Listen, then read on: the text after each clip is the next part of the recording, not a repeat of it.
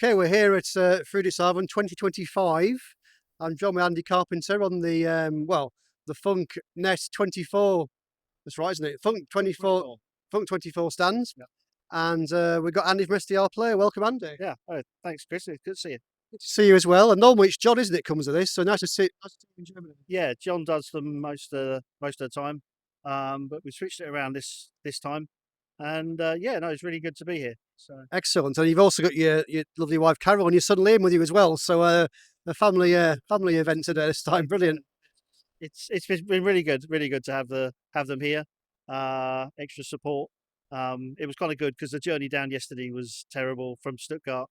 So we had a lot of laughs, and which made it a bit bearable. But yeah, no, it's really good to get them involved. Really, Absolutely, especially being very hot as well, isn't it? It's last few days. yeah, yeah, I'm feeling it quite a bit. Although it's not too bad in this hall. It's a bit warmer out than some of the other halls here. It's Messe Friedrichshafen. So Andy, tell me about what the latest things are going on at SDRPlay. Yeah, so we're doing a lot of software development at the moment. We've obviously released the NRSP ST, which we did back in November, and now we're doing a lot of software development to extend the capabilities of the NRSP and the other RSPs as well. We're focusing on a lot of the network support for things like diversity is the next big thing that's coming across network, and yeah, just a lot more software. It's that's really the big task at the moment. Yeah, so also the big announcement back in November was this new NRSP device, which is a network kind of plug and go, isn't it, type of device. So perhaps you can tell our listeners and our viewers a little bit more about that, and then we'll perhaps go on to the software as well. Yeah, so the NRSP is kind of an autonomous radio, a network radio.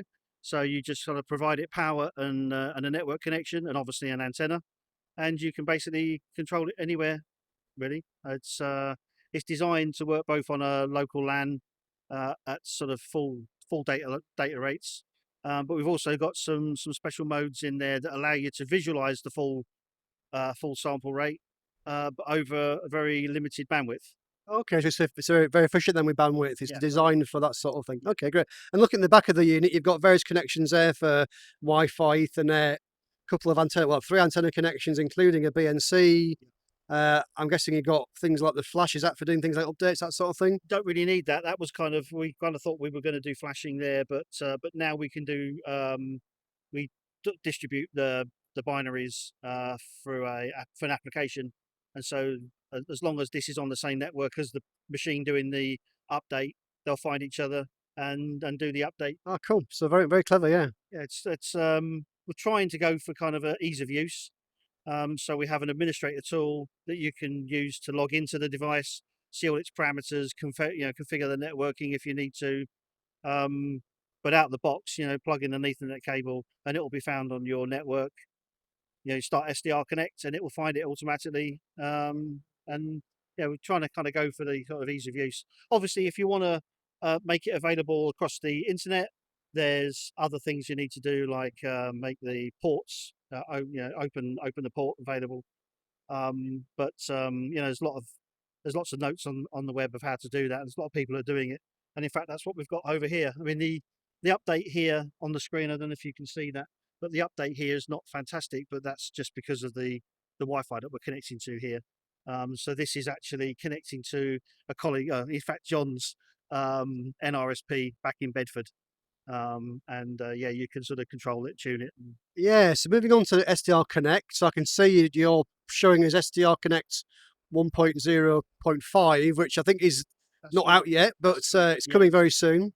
And this is, I think you were telling me earlier, one of these are running on a Mac and one's running on a Raspberry Pi, is that right? Yeah, that's right. So we've got one running on a Mac here, one running on a Raspberry Pi, and actually we've got the web client running on the tablet here, which is running straight off of the NRSP back in Bedford as well. Yeah, so 1.04 is the current release version. 1.05 will be out very soon. I'm trying desperately hard to get rig control into it. It's proving to be a slight challenge. I got very excited when I had my Yaesu FT950 all singing, all dancing across all the different platforms and Hamlib, OmniRig. It was all working brilliantly. and then I moved to another radio, which will remain nameless, and it's all kind of gone a bit sideways. So Well, I guess it's like any demonstration. It's always difficult, but I guess you'll figure it out, well, and if I could you'll have get bought it. my FT950, I would have done, but I probably would have needed several baggage allowances to get Yes, a bigger radio, absolutely. But looking at the the three displays actually, so you've got the Raspberry Pi, the Mac, and the web-based clients. The interface is exactly the same, so I Yeah. guess that's important. That was important to us that the application looks and feels the same across all the different platforms, and we've achieved that. We use a kind of a third-party UI kit that has that great cross-platform support, and we just make sure that we don't release a feature now unless it's across cross-platform. We could have released, because Steve showed back in Dayton back in May, he showed OmniRig running with the rig control. But we won't release that until we've got all the platforms covered. Otherwise, we'll just get back into the scenario where people say, "Well, you're focusing on Windows and you're not," you know. So we are dedicated to make sure that all the platforms have the same level of support. So that's what we're doing. So And it's very much now, SDR Uno, even though it's still around, SDR Connect is really now catching, if not gone beyond what SDR Uno used to be able to do. in terms of core functionality, I think they're probably on a par. And now SDR Connect will obviously add, so adding all the network capability as well. We've also got the module system that's coming. So people will be able to write modules, decoders. So all of that kind of, ADSB, the DAB player, all of those kind of, plus all the different decoders that a lot of third party developers are waiting to add. That will all be able to be done. So it's quite it'd be quite an exciting few months to come. Absolutely. So what's new then? What's new in SDR Connect? There's obviously now, we've gone way beyond the preview version. We're on to, 1.0, but it's a 1.04, Yeah. almost 1.05. What other things you've been adding in recently? So the big thing for 1.05 is we're going to be adding diversity across the network. So you'll be able to connect the server software up to your RSP Duo, and then you'll be able to use that across the network. And then the version beyond that will need to obviously do the multi streams, so the two independent tuners. So and yeah, so I think so diversity across the network's the big thing for 105. We've got some other things like people have asked for logging of users and that connects into the NRSP. So we've got some logging functionality on there that will continue to be developed. So you'll be able to sort of kick users or limit what kind of goes on there. So we're just going to just keep going. Really, there's just so much to do. We're just going to So keeping busy, Andy. yeah, very very. Carol will tell you how busy. Well, Carol's just behind the camera at the moment talking to a couple of the other guys, but I know she was telling us earlier she's actually getting quite interested in radio as well. So you might have to. So she sort of asked me the other day, uh, how difficult is this stuff? And I said, well, so I gave her an RSP 1B. She sat in front of her laptop, and within a few minutes, she had SDR Connect downloaded, running, and she was tuning around. And I gave her a small FM antenna, and so John's got a 10-minute timeout on his set. So it's not broken, don't worry. Broken. That's just timed out. Yes, and then she was so interested, she connected to John's NRSP and was looking around the handbands, and I think she's kind of got a bit addicted to it. So She might be a convert, might be getting a license soon. well, there you go. So which one of us will get it first? That's the Oh right, because I know. we're at that competitive. Well, we are very competitive, so there might be a thing in that. Yeah. Excellent, great, okay. And obviously, those folks that are still, I'm still in SDR Uno to a degree. What was there any reason why I should move to SDR Connect? I guess there's lots of reasons. Well, I think once we've got rig control and the module system, then really that's the idea, is that people that move over from SDR Uno to SDR Connect, obviously the UIs are quite different. So, there's a UI to kind of get used to. We've taken a very simple approach with Connect in the fact that you only kind of need, what's on the screen is all that you really need to see. Whereas Uno sort of, you've got everything, whether you needed it or not.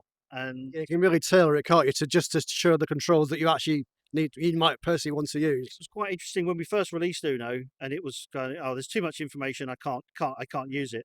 And so as people got used to that, and now they're looking at Connect and they're going, where's all the information gone? It's just that, we're trying to we're not dumbing the software down. There's lots of functionality here.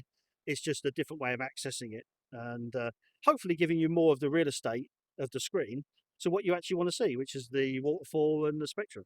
Great, fantastic. So Andy, look, any final thoughts before we wrap up today? No, I mean, I think it's been a very interesting time with the NRSP. The initial launch, and people just saying, okay, right, just give us more and more software. So I think that's just what we're committed to do. So I think for the rest of this year, hopefully you'll see a few more updates, and we'll just keep extending the functionality. That's the Right. plan. And are you getting many folks coming up today asking questions, or Sorry? are you getting many folks asking questions or coming up to the stand today? And Yeah, very, very busy here at the Funk 24 stand. Obviously we've got other distributors here as well, Benito and Funk Data Technic. They all do a fantastic job. But Christian and Matthias here are really kind enough to give us a bit of space here to demonstrate the hardware and software. And yeah, lots of questions, lots of both how do I just get into it, and very deep technical questions. We're happy to sit and play with the software, give people access to it, ask questions, and yeah, it's been very interesting. Yeah. fantastic. Well, Andy, if anyone wants more information, where would they go? Yeah. So loads of information on the website, SDRplay.com. We've got lots of social media channels, Facebook groups. I think the Facebook group's got over 20 something thousand users now.